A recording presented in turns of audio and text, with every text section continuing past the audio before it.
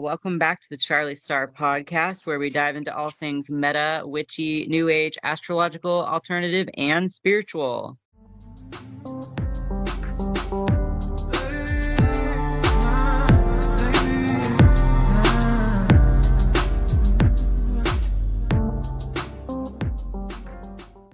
I'm your host, Charlie Star, and today with us we have Thea Pheonix. Thea, thank you so much for coming onto the podcast with me today. Thank you so much for having me. I'm very excited.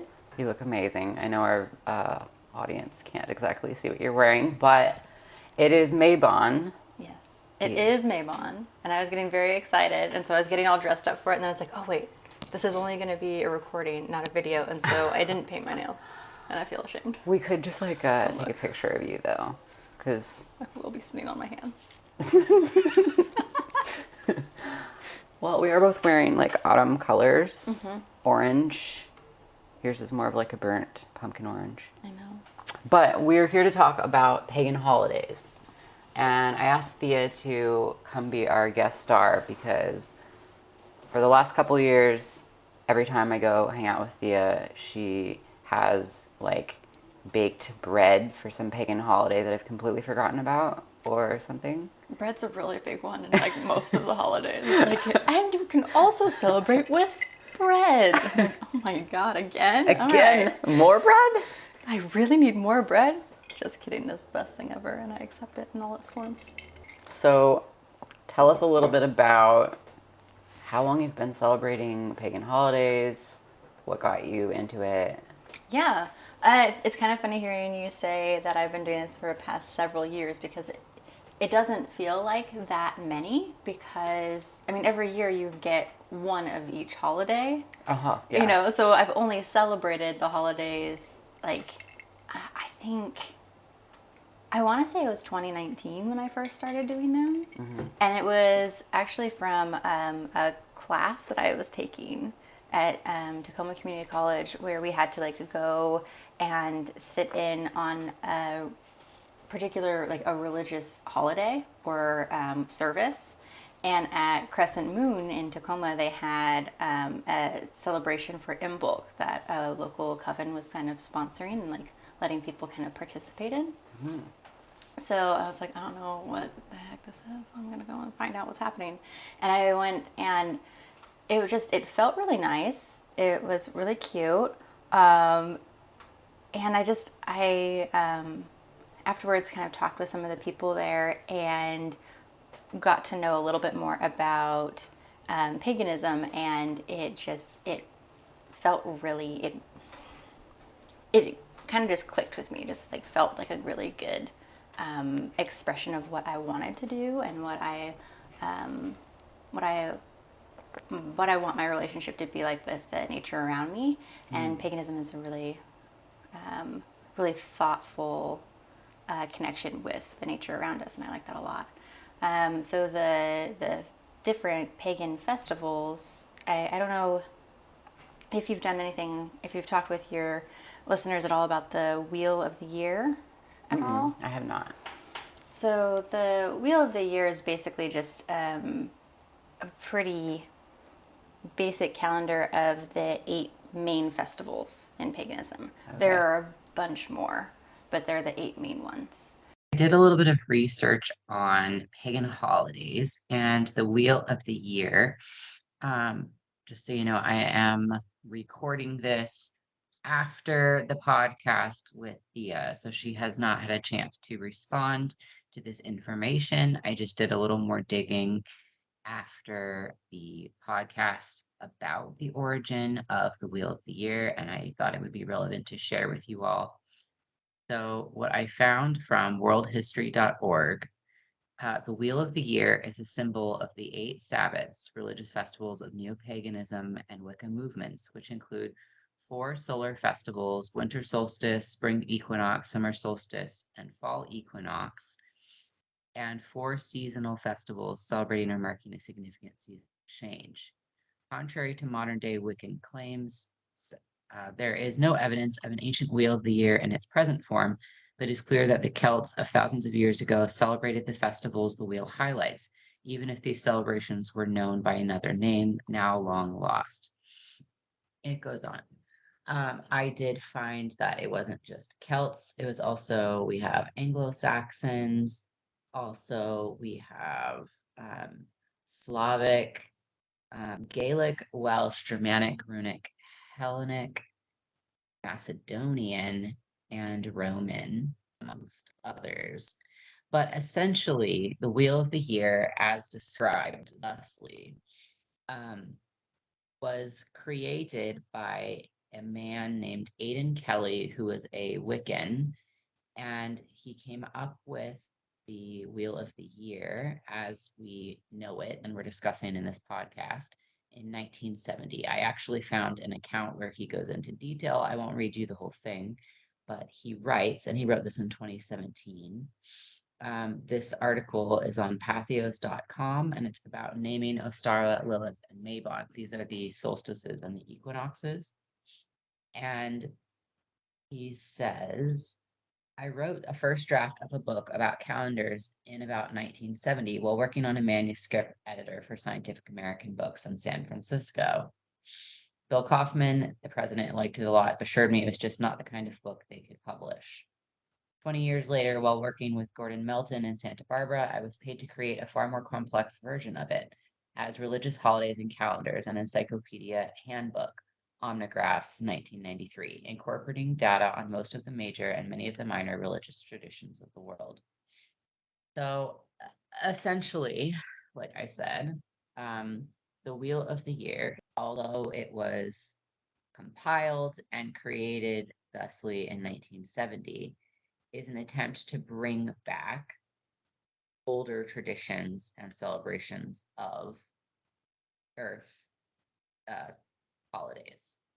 And so as I was kind of getting into learning more about different festivals and what being a witch means or like looks like for me, every now and again I'd come across like one of these holidays would come up and I would celebrate it. So actually, of the 8 holidays, I think I've celebrated Yule, which is the winter solstice, the most.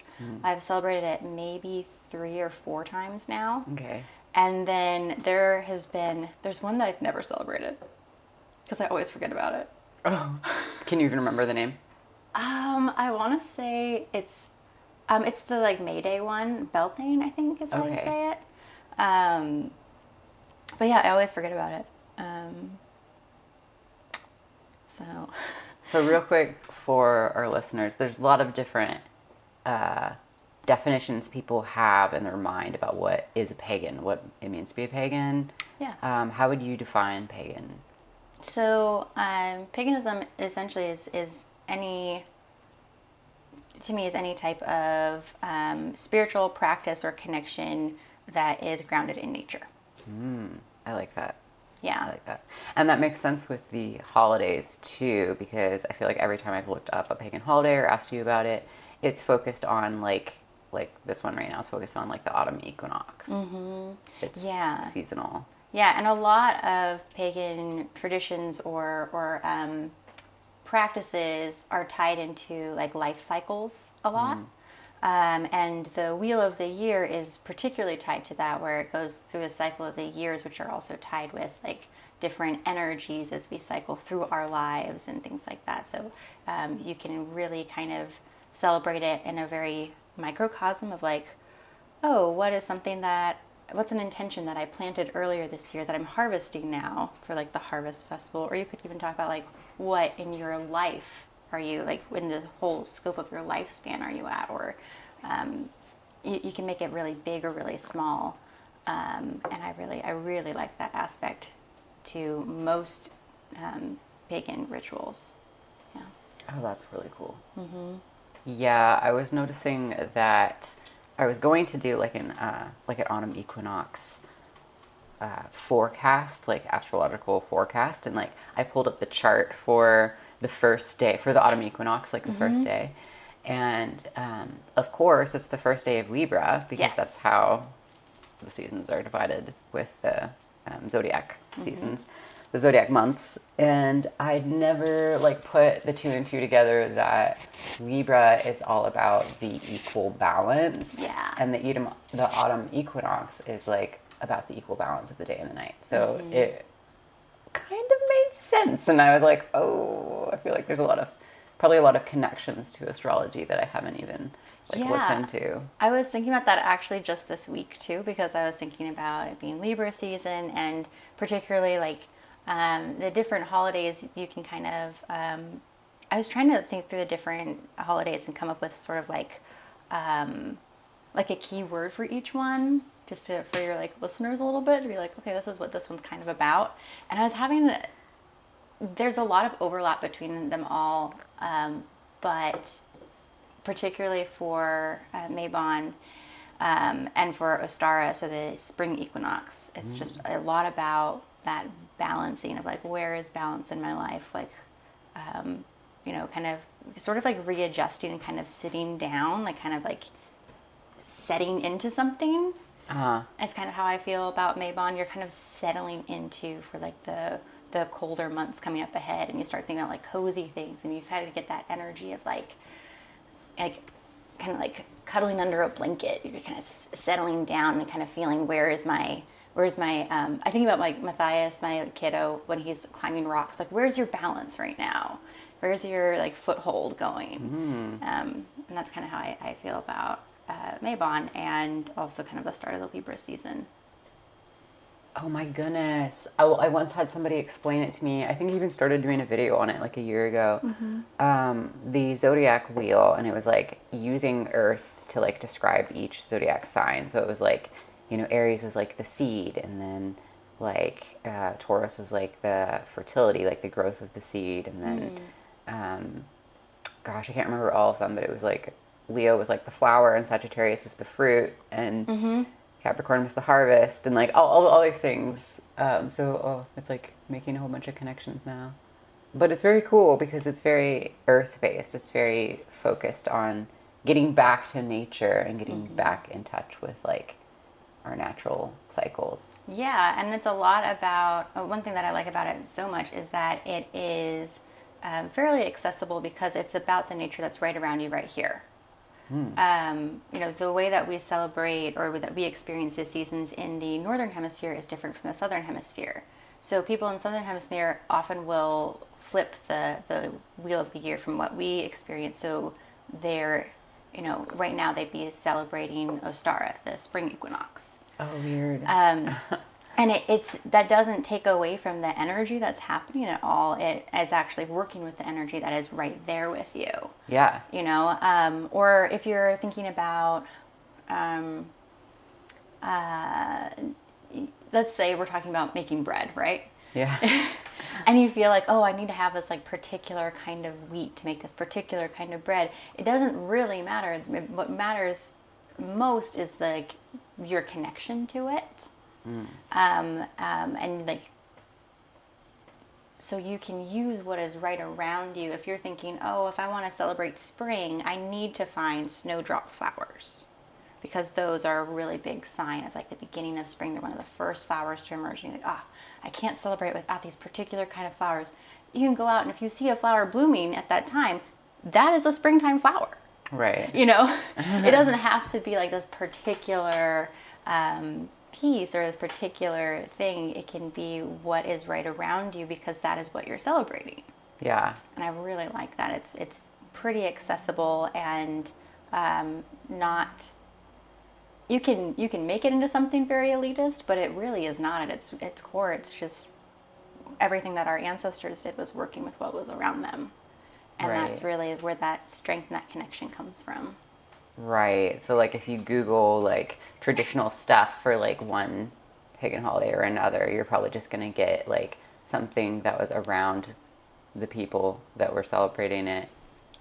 And so it's not like you have to have that. You can do what's around you here, because that's the whole point. Yeah, like, it is the whole point. And like, I know that there's some people who have particular connections to some things. Like I have a friend who grew up here and is currently living in Colorado, and I'm sending her a care package of like a bunch of things from this area. she doesn't need those things to celebrate these different holidays, but they have particular meaning and power to them because of that. But also, she can just be using what is around her as well. It can, you can use both of those things. You can use what is around you in creating that kind of meaning, and you can also have that meaning that's already been there, and you can work with that too. And it's just really fun. Yeah. I think the Wheel of the Year and the different festivals all have like very different stories depending on which perspective you're looking at them from, like what background you come from. Okay.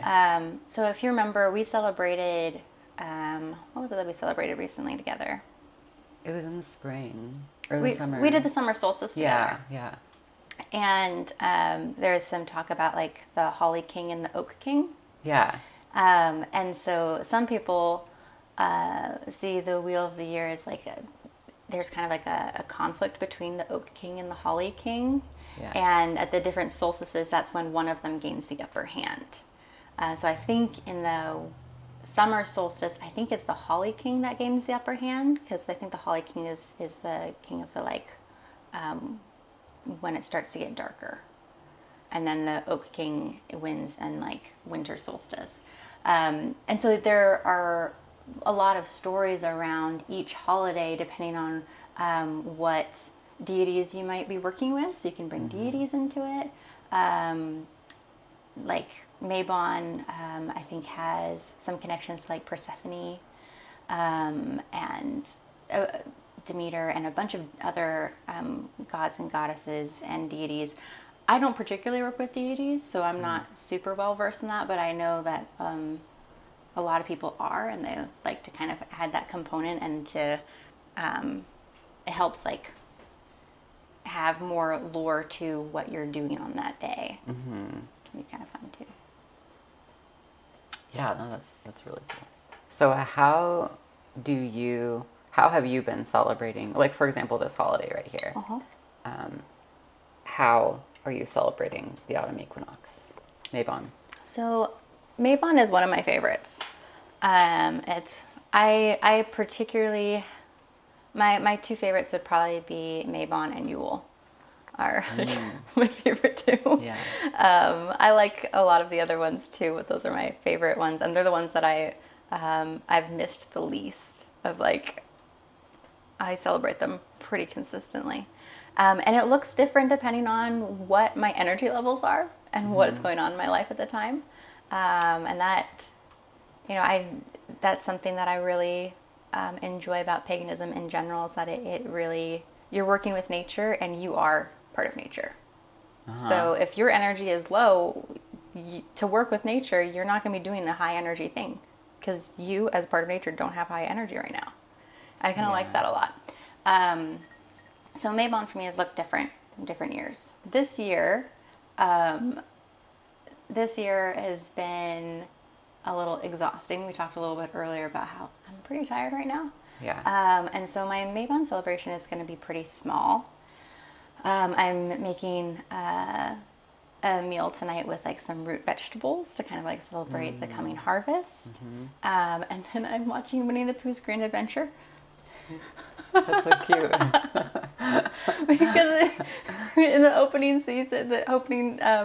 scene, then like it goes from summer to fall overnight, and like there are like leaves that swirl and they land on Winnie the Pooh's nose, and he wakes up and he goes, "It's autumn."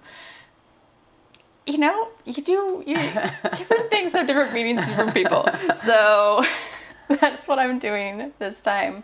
I'm doing that with my little sister. Wait, so you watched that when you were little though, right?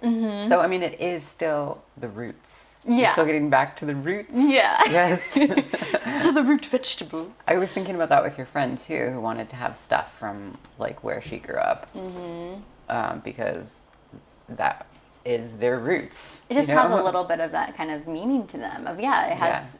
I sent it with a little note about like, I hope this reminds you of your inner strength and the core, your roots of where you've come from, and that strength to then grow in whatever way you want. Yeah. That's cool. Yeah, it is a very, very cool thing, and something that I like about working with paganism and all of the different nature connections. Yeah, that makes sense to me. It does make sense. But yeah, and then later tonight I will be like lighting a candle and then just having a little bit of reflection on like where is the balance in my life, and then also just like as it's Mabon is the second of 3 harvest festivals, so then kind of thinking about like what am I harvesting right now, what is kind of ready to help serve me right now. So that's what I'm doing this year. In the past, I've done other things. I've done, one of my favorites is when I made some little hand pies. Oh, I think I remember that. Yeah, I made like some little hand pies, so they're in like a half moon shape, you know. Yeah. And I had some like little meat ones, and then I also had some like cherry ones, and then I just spread a blanket outside in the backyard and like ate them under the moon. Oh, that's awesome. It's just really relaxing and very cute. And it just, you know, you feel like the earth beneath you, and it's starting to get cold at night. And yeah, it felt really that kind of settling in energy. It felt really good. Yeah. I wonder, like, if a lot of people are feeling low energy right now with this celebration because we have a new moon that's happening like tomorrow and this weekend. So, like, I noticed that a lot of people feel really like low energy around the new moon. So, I wonder, you guys, if you're listening and you generally celebrate Mabon, you know, let me know in the comments if you're also feeling like low energy doing something low key for this. It would be interesting to know. Yeah. The Mabon that I did, the little hand pies, and I did like a couple other things too. I think we had a little, just a mini bonfire at one point. It was a full moon. It was at least, if it wasn't full, it was nearly full. Because I remember looking up and yeah. Weird, I have all this energy right now. I'm like, oh my God, I'm going to make my own puff pastry for this? Like, yeah, a little extra. And now I feel very much like the store-bought's fine. Right. I'm just going to get a little cherry turnover from the market already. Excellent. What about Yule? What do you like to do for Yule? Oh my God, I love Yule. Yule is the one that I've done the most stuff for because growing up, my family being very Christian, and also Christmas was my mom's favorite holiday.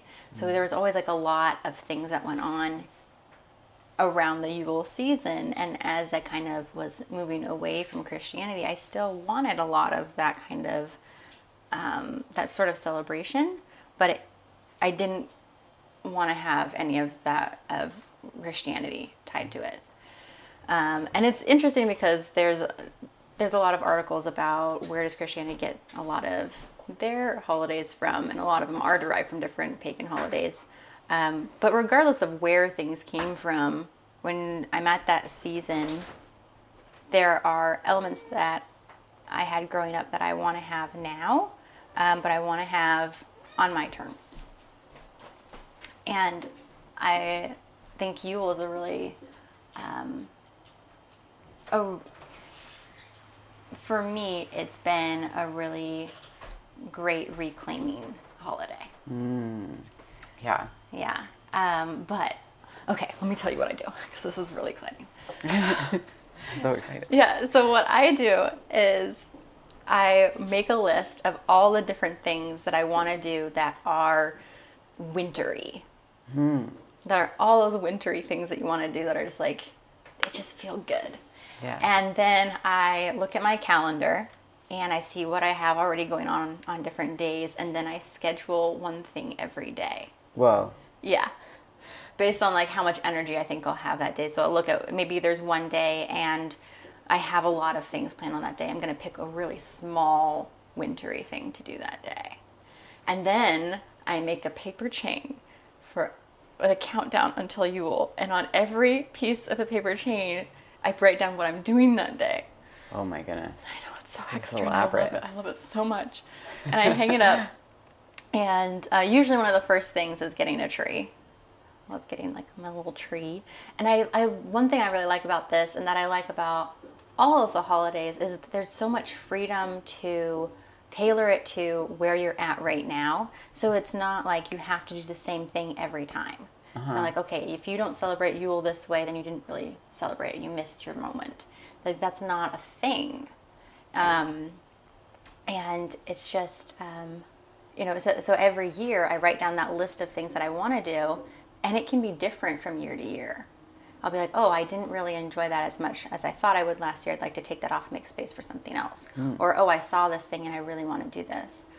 So usually there's things like cutting out paper snowflakes, baking cookies, decorating cookies. I usually do a gingerbread house.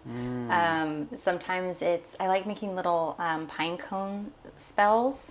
So like you do a little pine cone and you can decorate it with different ribbons, or I like to have different herbs that I put in it.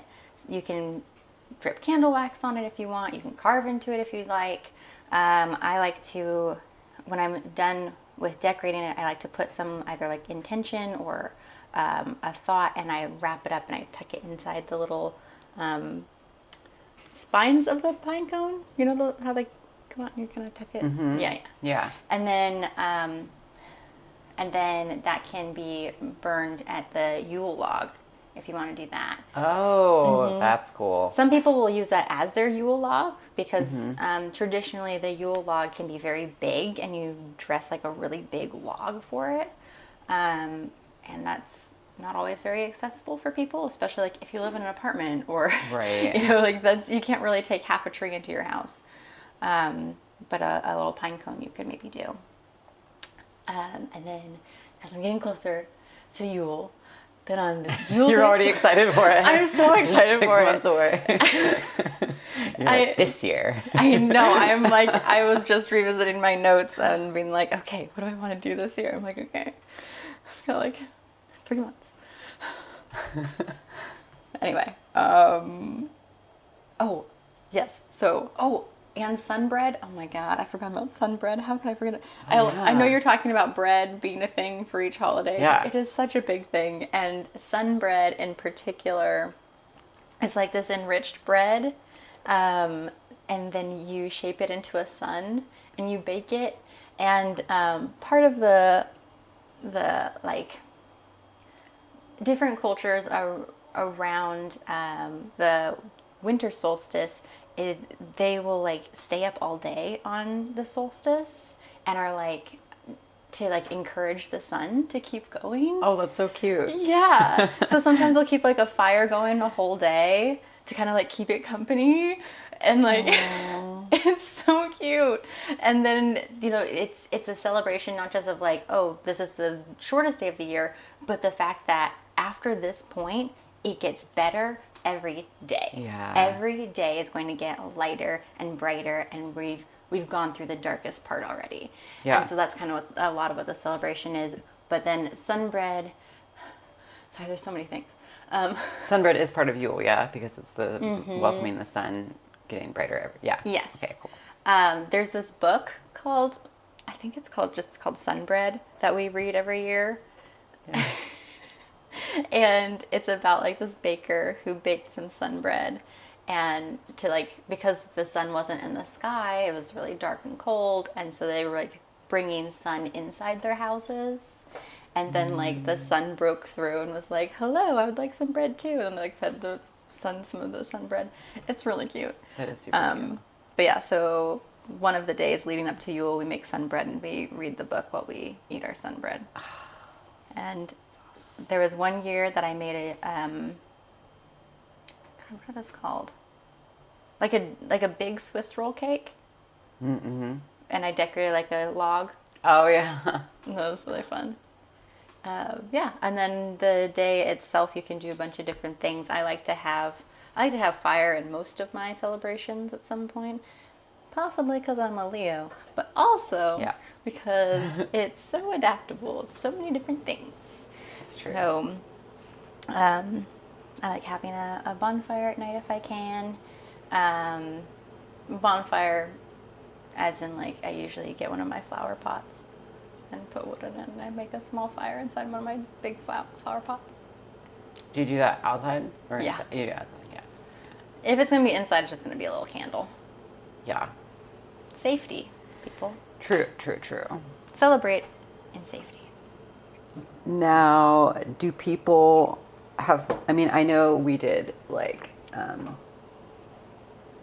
the solstice together, Yeah. but it sounds like normally you do something a little bit more private for the holidays, just you. Yeah. Are you wanting to like, or have you done more like bigger celebrations with like a group of people? An excellent question. So, if you think about when I started celebrating things in 2019. Pandemic. Correct. Pandemic. It's a great time to get together with a bunch of people, right? Yeah, a lot of people, I think, became solitary witches out of necessity. Yeah. And then also out of, like, as we're talking about taking care of nature, taking care of our community, you celebrate in private because you're taking care of the people around you. It's a way of taking care of nature, and people are part of nature.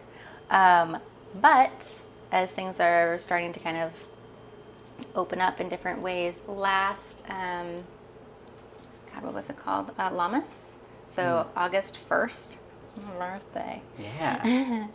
That was the first time I ever celebrated it, was this year. So that's exciting. And that is the first of the harvest festivals. Okay. And so I celebrated that with a group of other more solitary witches as well, actually. Oh, cool. Yeah. This is not an ad for Crescent Moon, but at Crescent Moon. Oh my God. It comes up so much. I think it's probably come up on every single podcast so far. Get a sponsorship, honestly. Yeah. But there was like right now they're going through the Wheel of the Year, and shortly before every festival, then they have like a 2-hour class on like the upcoming festival, some of the lore behind it, and then you do like a little ritual together. So we actually did this dancing ritual. Oh, that's cool. It was really cool and very fun. So they were like, yeah, one of the leaders wrote a song, and we're like, oh, we're gonna like sing the song, and then whoever would like to dance for it, I will be teaching the dance. So then we split up into 2 groups, where one group was learning the song and the other group was learning the dance. And then we practiced it for like 10 minutes, and then we did it all together. Yeah. And it was so much fun. Aww. It was really cute. I know I keep on saying cute, but it's that kind of feeling of like, you know, of like a fullness kind of feeling. Yeah. And it was really nice to be with other people. I'm dancing like with my mask on. I'm like, it's hard to breathe a little bit, but still, because it was indoors, but still, it was really, really fun. And then usually at the end of these kinds of rituals, you would end with cakes and ale. So some kind of bread again, typically, and some sort of beverage. And it helps, like, because when you're doing these big rituals or this big celebration, your body gets depleted, your energy, you've been using a lot of energy. So it's a way to kind of like reground yourself. And especially if you've done something where you're kind of like connecting on a more spiritual level, it helps like bring that back into your body. So sometimes you feel kind of like connected in like a higher sense, and then you kind of gotta connect back down to earth. Yeah, roots. And yeah, back to your roots again. Yeah. And so they usually have some cakes and ale, kind of like refreshing your body, and then also like a sense of returning to your body. Yeah. Oh, okay, that makes sense. Because the dance is very spirited. Yes. Honestly, so much. I felt I have not watched Midsummer. I haven't either. But it felt very much, because we're dancing around in a circle, there's some skipping, there's hands. My body felt alive. was fantastic. That's great. Yeah. Yeah. I think probably for like the pagans that involve deities, there's a lot of like offering of bread. Because somebody told me the other day, like, Isis loves beer and bread. They were like, oh, yes, yes, yes, give her bread. The gods love bread. And I was like, the gods love bread. Okay. Makes sense to me. I like, mean, a lot of humans too. facts. Yeah. Oh, that reminds me though. I mentioned to one of my friends today that I was doing this podcast, and she was like, "Oh yeah, I want to get my like Mabon altar up." So, do you do altars for the holidays? I do, yeah. And again, this is something that depends on energy levels, if I'm doing something specific for a holiday or Yeah. not. Yule, definitely. Yule gets its own altar. Yule is... Yule gets a whole month. It does, actually. Yeah, the entire month of December is all about Yule. Sometimes earlier if I'm really getting into it. But the other ones might get more of like a seasonal altar. Okay. So Mabon is when I tend to... Mabon Day itself is more of like reflection time for me, but the days around it, even like the week or two on either side, is really when I'm starting to shift over into autumn. So setting up my autumn altar. And for me, my altar evolves throughout the season. It's not just one setup. It's also like as I'm going through on my walks, I might find a really beautiful leaf. Or I might find like some acorn caps. I like to like collect little things like that and put them on there. My summer altar had a lot of stones from beaches, you know, and that didn't happen at the beginning of the summer. It happened throughout the summer. So my altars personally evolve over time.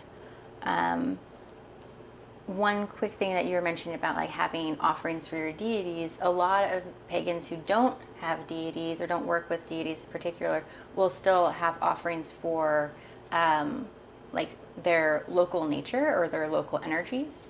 And so sometimes I will put out offerings in the area. Usually what I'm doing with my offerings is I'm putting them out for like the birds and the squirrels and stuff. Yeah. And while that is kind of like, you'd be like, oh, she's putting out bird seed. Yes, it's bird seed, but it's also like it's a way of giving thanks and connecting with the nature around me. You're basically Snow White. Correct. I have noticed, I've been meaning to ask you about the critters and birds that follow you everywhere. Yeah. They're my friends. Particularly the crows. The crows are a little abundant. It's a little much sometimes, but they also are definitely the best. There's a crow adult and juvenile that have been hanging around my house lately. How do you know that it's a juvenile?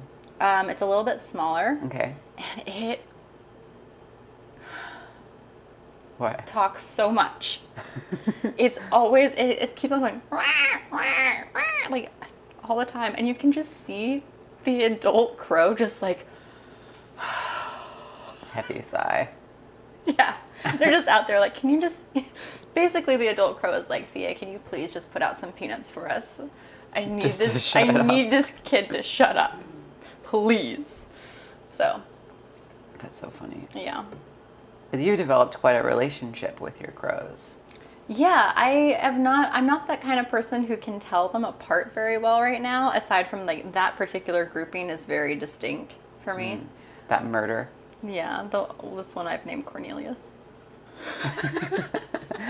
That's cute. Yeah. Do they respond to that name? Sometimes. That's exciting. They've stopped, like, sometimes they'll like fly away when I come close and sometimes they don't. And regardless, I always just feel so proud. I'm like, oh. They like move away when I get too close. I'm like, that's right, protect your boundaries and your space. And then like they stay nearby. I'm like, that's right, you know you can trust me. They can really do no wrong, honestly. That's awesome. Yeah. I have a little stand in my little flower garden. I have like a little stool and I have a bird bath with some water, which I need to fill up again.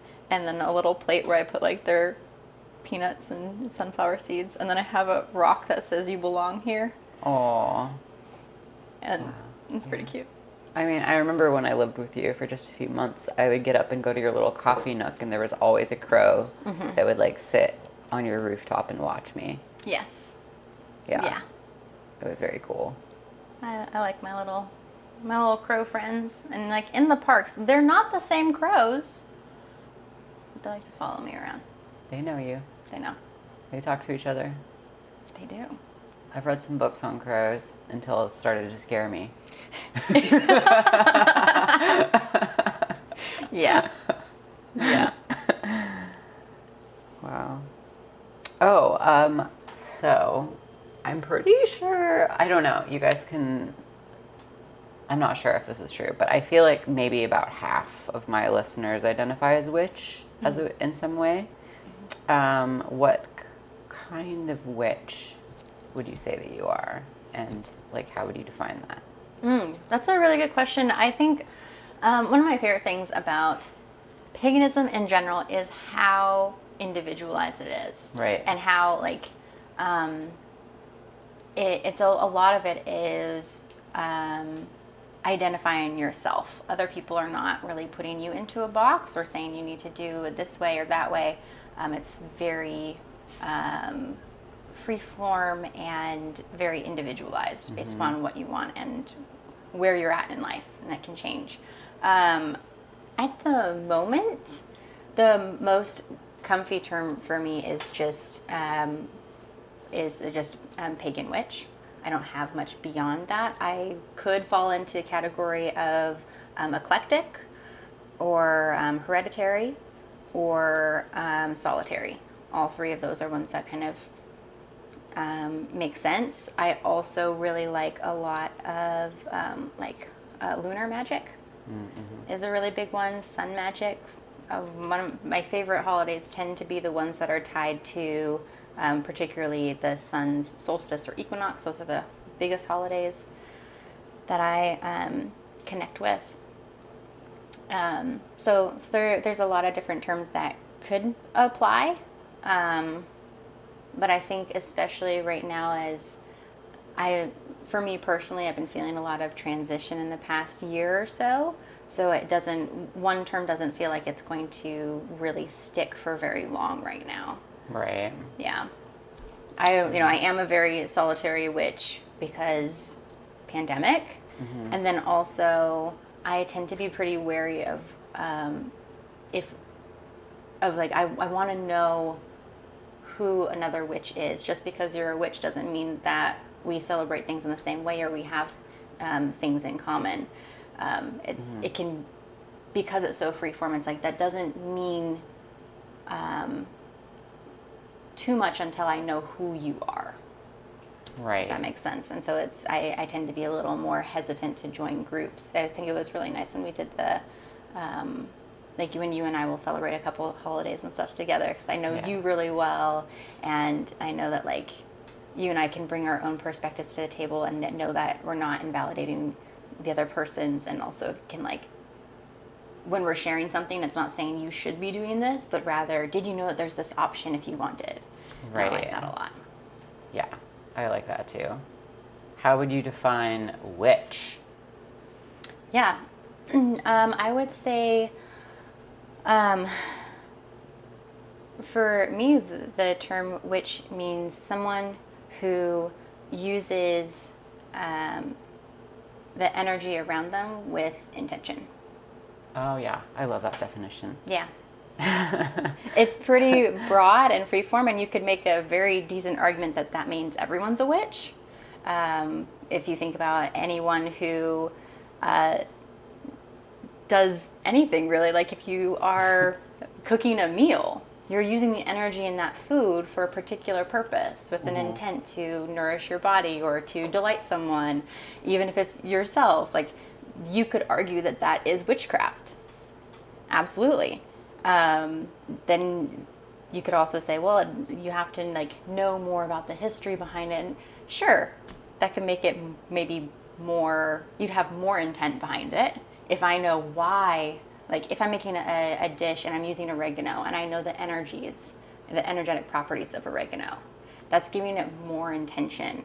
When I'm putting the oregano in, to me, it means family, it means memory, it means connection. So if I'm making a spaghetti dish with oregano, it has a lot of that meaning and more of that intent.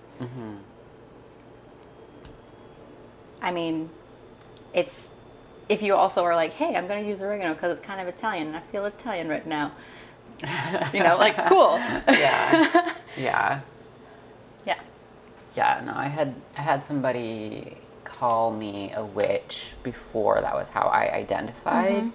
And that was really like, it made me think a lot about like, whoa, like, what does that mean? Like, it didn't really feel good to have somebody else put an identity on me when I hadn't like taken it on to myself. Absolutely. No, I think that's a huge thing of like, my definition is so broad that, like I said, it could be applied to anyone.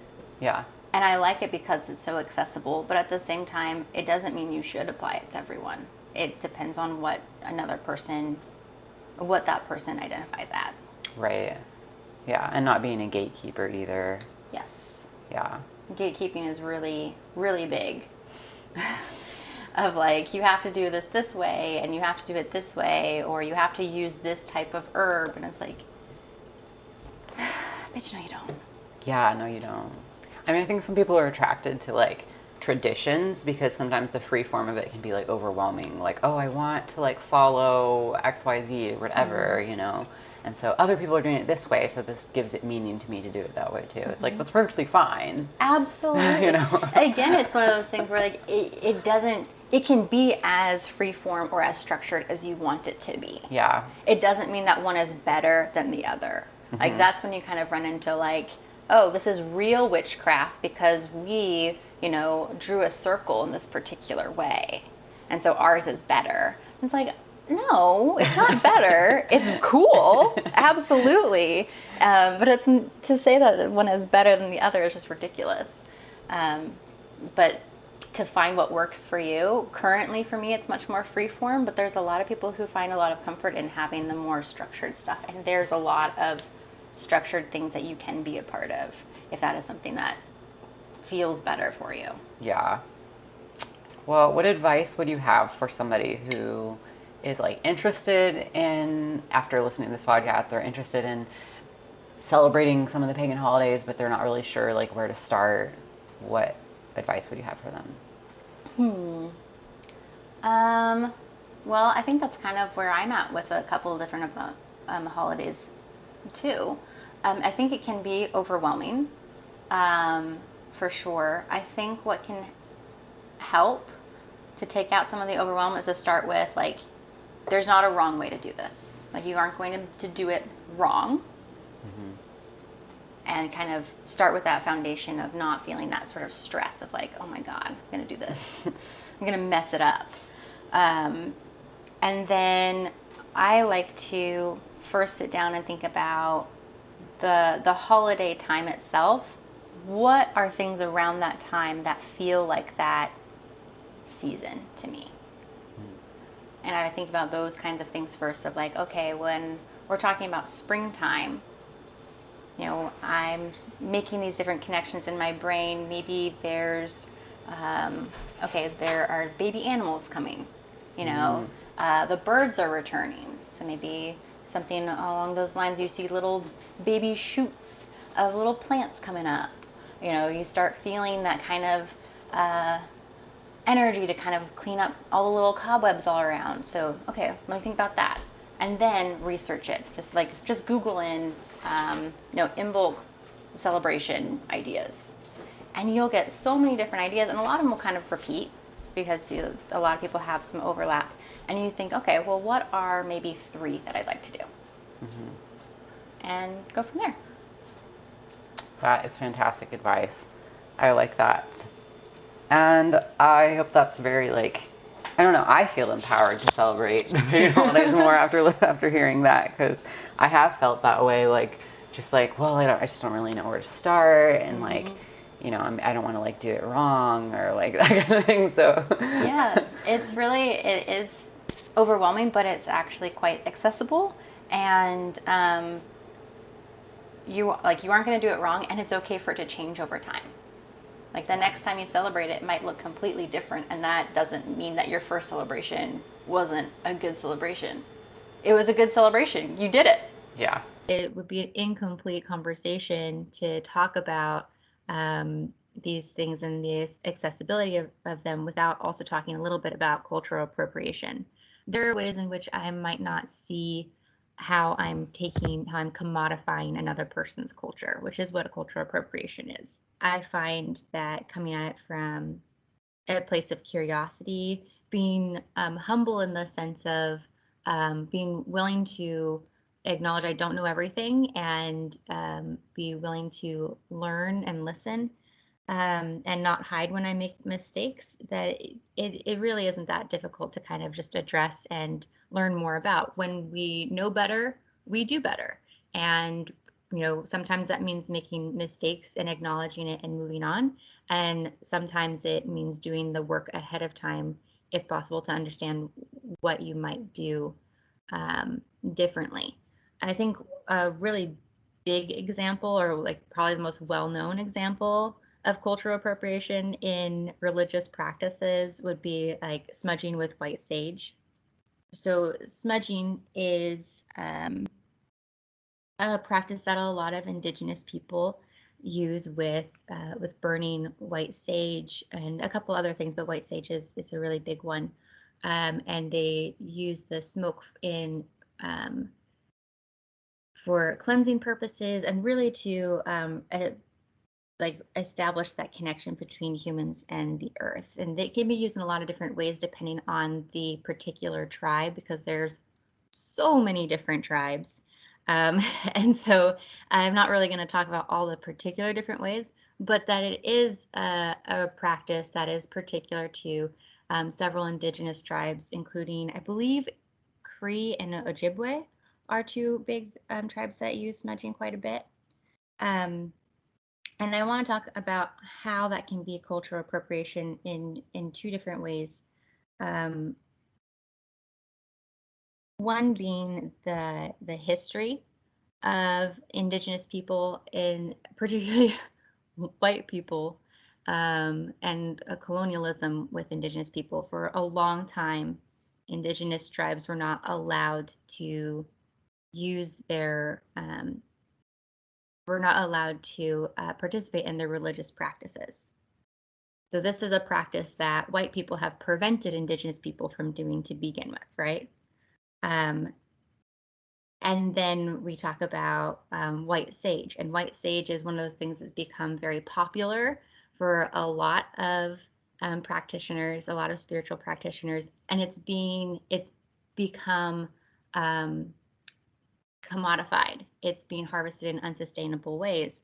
And it's at a point where indigenous people have a hard time either accessing it or accessing it in a sustainable way.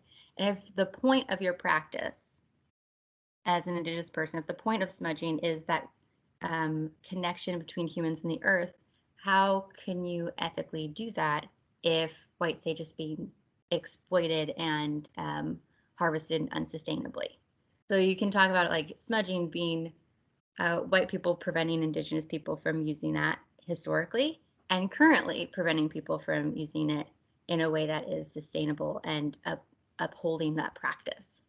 So I think that is just a really good microcosm, a really good example of how even well-meaning um, white practitioners can you do something in an appropriate way. That's not to say you can't do smoke cleansing. Smoke cleansing is a great thing. And that is a separate thing from smudging. Smudging is particular for a particular term for this religious practice or this sacred practice that's part of indigenous culture. So, indigenous cultures. So there are a bunch of different ways that if you just know a little bit, if you've done a little bit of research and have listened to the people around you, particularly the indigenous people around you, but trying to understand where a practice has some cultural roots. If you just do a little bit of listening and learning, you can still access similar things in ways that are not appropriative. So I like to smoke cleanse quite a bit. Um, I use the smoke to cleanse my house from negative energies, for like mental clarity, things like that. And I really like to use I like to use rosemary for my garden.